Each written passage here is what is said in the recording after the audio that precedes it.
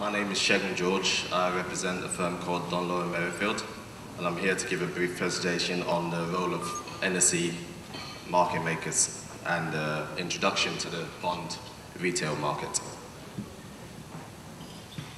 Luckily, the CEO of the NSE gave an interesting stat to begin with, and which I had no clue about, which is the fact that the first bond was actually traded on the exchange as far back as 1961. Dunn Loren Merrified always contribute to the encouragement of anything that will enhance our market in Nigeria as a country.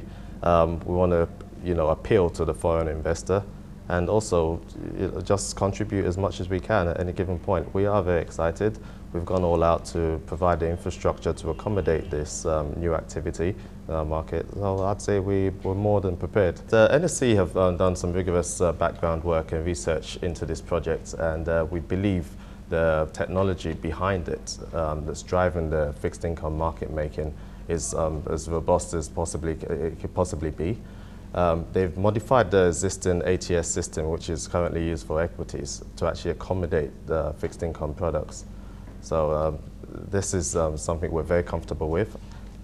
It's been used for a while, and we're actually quite excited about starting. The good thing is there's a flexibility associated with this.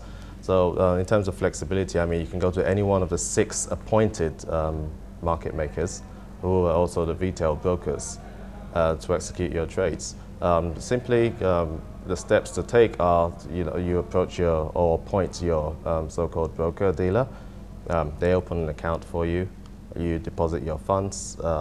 You specify which securities you actually want to partake in, and your trade will be executed in the market. And luckily, 2 days later, it's a T+2 settlement process or cycle, and your securities end up straight into your CSCS account. As fixed income market makers, a consortium of us got together and actually decided what the criteria would be for eligibility to trade on this exchange. So basically, a couple of the things we actually looked at were one, what's the amount issued? So we're looking at nothing less than 30 billion. And the other thing was what kind of rating would be looking at to actually make these bonds eligible.